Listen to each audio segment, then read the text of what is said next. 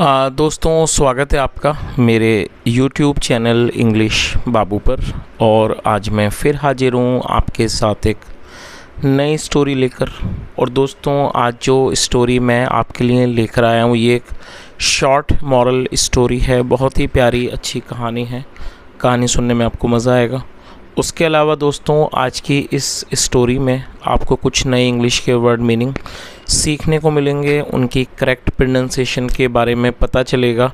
और हमेशा की तरह जो इसका ग्रामर का पार्ट है उसे बिल्कुल डिटेल में कवर करेंगे, तो एक एक स्ट्रक्चर को आप बड़ी आसानी से सीख पाएंगे। तो चलिए दोस्तों, आज की इस कहानी को हम शुरू करते हैं। और सबसे पहले कहानी का टाइटल देखते हैं। कहानी का टाइटल है नथिंग इज़ यूज़लेस। क्या मतलब हुआ दोस्तों? यूज़लेस को यहाँ पर एडजेक्टिव के तौर पर प्रयोग किया गया है। यूज़लेस का मतलब होता है बेकार। नथिंग इज़ यूज़लेस का अर्थ हुआ कुछ भी बेकार नहीं है। तो दोस्तों, ये आज की इस कहानी का टाइटल है, शीर्षक है। और अब मैं इसे पढ़ना शुरू करता हूँ। आप लोगों से रिक्वेस्ट है कि आप कहानी को बिल्कुल ध्यान से सुनें। और यदि आज की कहानी में आपको कोई नया शब्द या फिर नया स्ट्रक्चर मिले तो आप उसको नोट करें। और यदि कहानी अच्छी लगे तो लाइक भी ज़रूर करें। तो चलिए इसको शुरू करते हैं। A farmer had a big orchard. क्या मतलब हुआ दोस्तों? ये एक पास्ट पजेसिव सेंटेंस है। पास्ट पजेसिव का मतलब होता है जब हम पास्ट में कोई ऐसा वाक्य बनाएं जहां ये दर्शाते हैं कि पास्ट में किसी व्यक्ति के पास कुछ था, तो ऐसे वाक्यों को पास्ट पजेसिव कहा जाता है। और पास्ट पजेसिव में हैड का यूज़ हेल्पिंग वर्ब के रूप में किया जाता है। ऑकर्ड को आप नोट कर लीजिए। ऑकर्ड का मतलब होता है फलों का बगीचा। A farmer had a big orchard का अर्थ हुआ कि एक किसान के पास एक बड़ा बगीचा था। It had various kinds of fruit trees. दोस्तों, इट जो है यहाँ पर प्रोनाउन के रूप में यूज़ किया गया है। प्रोनाउन का अर्थ होता है जब हम सब्जेक्ट के स्थान पर नाउन के स्थान पर किसी दूसरे शब्द का प्रयोग करें उसे प्रोनाउन कहा जाता है। तो जो इट है वो बगीचे के लिए यूज़ किया गया है। और ये भी पास्ट का पजेसिव वाक्य है, जैसा ऑलरेडी यहाँ पर मैंने आपको बताया। और यहाँ हैड का यूज़ किया गया है हेल्पिंग वर्ब के रूप में। वेरियस काइंड्स ऑफ का मतलब था अलग अलग तरह के। It had various kinds of fruit trees. इसमें अलग अलग तरह के फलों के पेड़ थे। One of them was old mango tree which had bearing fruits. क्या अर्थ हुआ? वन ऑफ दैम का मतलब हुआ कि उनमें से एक one of them was old mango tree. दोस्तों, ये जो वाक्य है ये एक सिंपल पास्ट का सेंटेंस है। सिंपल पास्ट का मतलब होता है जब हम पास्ट में कोई ऐसा वाक्य बनाएं जहां वॉज या वर का यूज़ किया जाता है हेल्पिंग वर्ब के रूप में, साथ में नाउन या फिर एडजेक्टिव को लेकर वाक्य को बनाया जाता है। One of them was old mango tree, उनमें से एक पुराना आम का पेड़ था। विच हैड बियरिंग फ्रूट्स, जिस पर जिस पर फल उग रहे थे। बियर का मतलब उगना, पैदा होना, जिस पर फल उग रहे थे। It had become home of hundreds of birds. दोस्तों, ये जो वाक्य है ये पास्ट परफेक्ट का सेंटेंस है। पास्ट परफेक्ट का मतलब होता है जब हम पास्ट में कोई ऐसा वाक्य बनाएं जहाँ पर किसी क्रिया का पूरा होना पाया जाता है। ऐसे वाक्यों में हेड के साथ वर्ब की थर्ड फॉर्म लगाई जाती है। बिकम का अर्थ होता है बनना, थर्ड फॉर्म में बिकम। इट हैड बिकम, और ये जो इट है दोस्तों ये भी आप समझ गए होंगे ये प्रोनाउन है। और इसको ये जो मैंगो ट्री के बारे में बात हो रही है उसके लिए इसका इस्तेमाल यहाँ पर किया गया है। तो मैंगो ट्री को ना लिखकर यहाँ पर इट लगाया गया है उसके लिए, तो ये प्रोनाउन है। इट हैड बिकम, वह बन चुका था। होम, घर बन चुका था। ऑफ हंड्रेड्स ऑफ बर्ड्स, सैकड़ों पक्षियों का। तो पूरी लाइन का क्या अर्थ निकला? It had become home of hundred of birds, ये सैकड़ों पक्षियों का घर बन चुका था। Taking the tree to be no more useful, the farmer decided to cut it down. दोस्तों, टेक का मतलब लेना होता है और आप जानते हैं एक वर्ड के मल्टीपल मीनिंग होते हैं। जब हम किसी चीज़ को मानते हैं, किसी चीज़ के बारे में अपनी सोच बनाते हैं, राय बनाते हैं, उसको भी टेकिंग कहा जाता है। तो क्या अर्थ हुआ? Taking the tree to be no more useful, पेड़ को अब और ज़्यादा मतलब कि यूज़फुल ना समझते हुए कि मतलब इस बात को मानते हुए कि जो पेड़ है वो अब मतलब कि यूज़फुल नहीं है, मतलब वो काम का नहीं है, द फार्मर डिसाइडेड, किसान ने फैसला किया, टू कट इट डाउन, उसको काटने का। चलिए, तो दोस्तों पूरी लाइन का क्या अर्थ निकला कि उस पेड़ को अब काम का ना मानते हुए किसान ने उसे काटने का फैसला किया, या कह सकते हैं निर्णय किया। He went to the orchard with an axe for the same purpose। दोस्तों ये भी पास्ट इंडेफिनिट का वाक्य है जहाँ पे सेकंड फॉर्म लगाई जाती है। गो मतलब जाना, सेकंड फॉर्म वेंट। और आप इसे नोट कर लीजिए, ए एक्स ई, एक्स का मतलब है कुल्हाड़ी। दोस्तों ये वर्ब है, साथ में नाउन भी है। एक्स का मतलब काटना भी होता है और साथ में इसका मतलब कुल्हाड़ी भी होता है। तो क्या अर्थ हुआ, he went to the orchard, वह बगीचे में गया, विद एन एक्स मतलब है कुल्हाड़ी लेकर बगीचे में गया, फॉर द सेम पर्पस, इसी उद्देश्य से। आगे देखिए,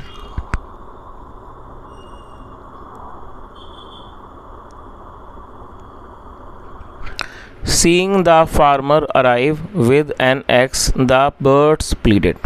सी का मतलब होता है दोस्तों देखना, और ये फोर्थ फॉर्म है, और मैं चाहूँगा आप इस शब्द को जरूर नोट कर लीजिए।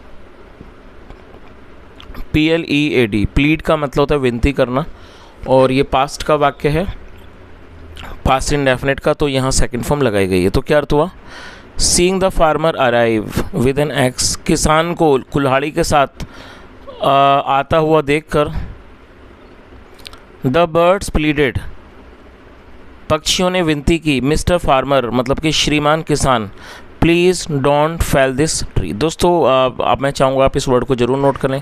देखिए एक शब्द आपने ज़रूर सुना होगा, FALL, फॉल का मतलब होता है गिरना, सेकंड फॉर्म है फेल, FELL, थर्ड फॉर्म है फॉलन, फॉल फेल फॉलन, जिसका मतलब होता है गिरना।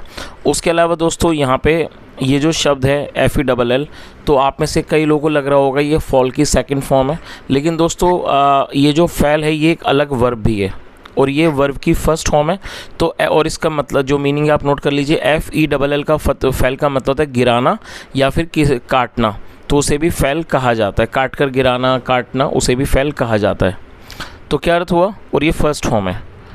Seeing the farmer I with an axe मतलब कुल्हाड़ी को, किसान को कुल्हाड़ी लेकर आता हुआ देखकर, द बर्ड्स प्लीडेड, पक्षियों ने विनती की, मिस्टर फार्मर श्रीमान किसान, please don't fail this tree, कृपया इस पेड़ को मत काटिए। इट्स आर होम, ये हमारा घर है। और दोस्तों इट्स का मतलब है, फुल फॉर्म है इसकी इट इज़ आर होम, और ये सिंपल प्रेजेंट का वाक्य है जहाँ पर इसका इस्तेमाल हेल्पिंग के रूप में किया गया है। इट इज़ आर होम, ये हमारा घर है। वी शैल बिकम होमलेस, दोस्तों होम बिकम मतलब होना है, बनना, और होमलेस मतलब होता है बेघर। वी शैल बिकम होमलेस, हम बेघर हो जाएंगे। We shall leave and you won't hear our songs any more. तो उसने क्या कहा, वी शैल लीव, दोस्तों LEAV, लीव का मतलब होता है किसी जगह को छोड़ देना, वहाँ से चले जाना, रवाना हो जाना, उसे लीव कहते हैं। आप चाहें तो नोट कर लें। तो जो पक्षी थे उन्होंने विनती की किसान से कि श्रीमान किसान आप इसे मत काटिए क्योंकि ये हमारा घर है। वी शैल बिकम होमलेस, हम बेघर हो जाएंगे। वी शैल लीव, हम चले जाएंगे। And you won't hear our songs any more, और आप हमारे गानों को, आप हमारे जो हमारे सॉन्ग्स हैं मतलब जो हमारे गाने हैं वो आप उनको नहीं सुनोगे। और दोस्तों सॉन्ग्स का मतलब आम सॉन्ग नहीं है, जाहिर सी बात है ये पक्षियों के बारे में बात हो रही है, तो जो पक्षियों की जो प्यारी आवाज़ होती है उसी को यहाँ पर सॉन्ग्स कहा गया है, क्योंकि जो पक्षी होते हैं उनकी आवाज़ बड़ी प्यारी होती है। चलिए आगे देखिए। But the farmer ignored their please and brought down his axe on the trunk of the tree. क्या अर्थ हुआ, बट द फार्मर इग्नोर्ड, दोस्तों इग्नोर का अर्थ होता है किसी चीज़ को अनदेखा कर देना, जानबूझ करके नज़रअंदाज करना, उसे इग्नोर कहा जाता है। और ये पास्ट इंडेफिनिट का वाक्य है तो यहाँ सेकंड फॉर्म लगाई गई है। और देयर का मतलब होता है उनका, उनकी। दोस्तों देयर का प्रयोग जब किया जाएगा जब कोई भी व्यक्ति या फिर वस्तु कुछ भी एक से अधिक लोगों से जुड़ा होता है तो वहाँ पर देयर लगाया जाता है। मैं आपको एक एक शब्द की मीनिंग बता रहा हूँ तो आप कृपया करके इसे जरूर नोट करें। और प्ली का मतलब होता है विनती, तो यहाँ पर इसको प्ली को नाउन के रूप में यूज़ किया गया तो इसकी प्लूरल हो गया प्लीज़ मतलब विनतियाँ। तो इस तरह से मीनिंग आप आराम से समझ जाएंगे।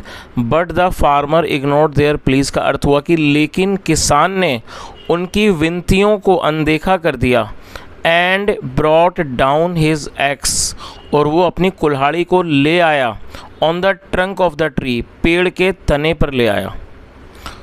चलिए आगे देखिए, ट्रंक का मतलब दोस्तों उससे तना, आप इसे भी नोट कर लें। Suddenly he sighted a big bee hive in the hollow of the tree. दोस्तों होलो ऑफ द ट्री क्या होता है, जो छेद है उसको मतलब खोखला स्थानों से होलो कहते हैं। तो आपने देखा होगा कई ऐसे पुराने पेड़ होते हैं जिनमें कुछ छेद वगैरह हो जाते हैं, तो उसे होलो ऑफ द ट्री कहा जाता है। चलिए क्या अर्थ हुआ, सडनली अचानक, ही साइटेड। दोस्तों साइट का मतलब होता है दिखना, कुछ नज़र आ जाना, तो उसे साइट कहा जाता है। सेकंड फॉर्म में sighted. Suddenly he sighted a big bee hive. Bee hive का मतलब होता है मधुमक्खियों का छत्ता। अचानक उसे मधुमक्खियों का छत्ता दिखा। In the hollow of the tree मतलब पेड़ के खोखले में उसे अचानक मधुमक्खियों का छत्ता दिखा। The site of the hive made the farmer rethink. और दोस्तों यदि मैं इस सेंटेंस के बारे में बात करूं तो ये एक पॉजिटिव सेंटेंस है। पॉजिटिव का मतलब होता है ऐसा वाक्य जहाँ पर कोई कॉज हो, मतलब एक क्रिया से दूसरी क्रिया प्रभावित हो, तो ऐसे वाक्यों को पॉजिटिव कहा जाता है। और ऐसे वाक्यों में मेक का इस्तेमाल किया जाता है। और ये पास्ट का वाक्य है तो मेक की सेकंड फॉर्म लगाई गई है। The site of the hive made the farmer rethink. तो क्या मतलब हुआ कि मधुमक्खी के छत्ते को देखकर किसान ने अपना जो इरादा था, अपना उसका जो मन था वो उसने बदल लिया। या ऐसे भी कह सकते हैं कि किसान ने मधुमक्खी के छत्ते को देखकर अपने विचार बदल लिए। He became compassionate to the tree and tossed away his eggs. दोस्तों बिकम होता है बनना, और ये पास्ट का वाक्य तो सेकंड फॉर्म लगाई गई है बिकेम। और कंपैशनेट का मतलब होता है दयालु। ही बिकेम कंपैशनेट, वह दयालु बन गया। टू द ट्री, वह पेड़ के प्रति दयावान या कह सकते हैं दयालु बन गया। And tossed away his ex, और उसने अपनी कुल्हाड़ी को एक तरफ फेंक दिया। ही अनाउंस्ड, उसने घोषणा की। अनाउंस का मतलब होता है किसी चीज़ का ऐलान करना, घोषणा करना। और ये पास्ट का वाक्य तो सेकंड फॉर्म लगाई गई है।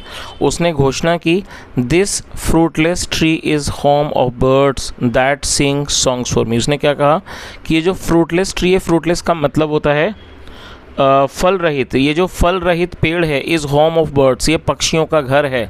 That sing songs for me, जो मेरे लिए गाने गाते हैं। इट कैन प्रोड्यूस हनी, ये हनी मतलब कि शहद का उत्पादन कर सकता है, शहद पैदा कर सकता है। I will never cut it, मैं इसे कभी भी नहीं काटूंगा। The farmer now understood that in the scheme of the nature nothing is useless at any stage. तो उसने क्या कहा कि द फार्मर नाउ अंडरस्टूड, अब जो किसान था वो इस बात को समझ गया। और दोस्तों अंडरस्टैंड का मतलब समझना, और सेकंड फॉर्म में किसान समझ गया दैट की इन the scheme of the nature मतलब जो कुदरत की, ये कह सकते हैं प्रकृति का जो नियम है, नेचर मतलब जो उसकी स्कीम है,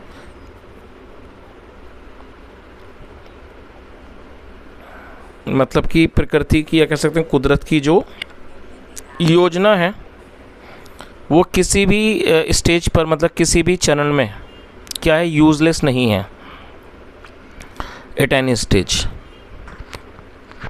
चलिए दोस्तों अब इस कहानी का जो मॉरल है वो भी देख लीजिए। क्या मॉरल है, वी शुड नॉट जज the value of others with only self interest in mind. चलिए दोस्तों बहुत प्यारा मॉरल है, एक बार इसको देख लेते हैं थोड़ा थोड़ा करके। सबसे पहले समझ लें यहाँ शुड का इस्तेमाल किया गया।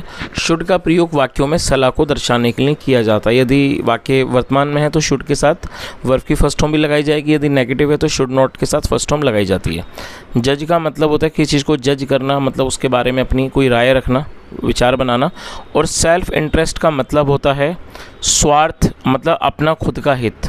तो इस तरह से पूरी लाइन का क्या अर्थ हुआ, वी शुड नॉट जज द वैल्यू ऑफ अदर्स, मतलब हमें दूसरे की जो वैल्यू है उसको हमें जज नहीं करना चाहिए। वी शुड नॉट जज the value of others with only self interested mind, मतलब अपने मन में सिर्फ अपने स्वार्थ को लेकर हमें दूसरे के जो मूल्यों को, हमें दूसरों को जज नहीं करना चाहिए। चलिए तो दोस्तों इस तरह से ये कहानी यहीं ख़त्म होती है और मैं उम्मीद करता हूँ कहानी आपको अच्छी लगी होगी। यदि मेरा पढ़ाने का प्रयास आपको पसंद आया हो तो आपसे रिक्वेस्ट है आप इस वीडियो को लाइक करें, शेयर करें, चैनल को भी सब्सक्राइब करें। कोई भी सुझाव हो कमेंट में ज़रूर बताएं। यहाँ तक सुनने के लिए thank you so much. Have a nice day and bye.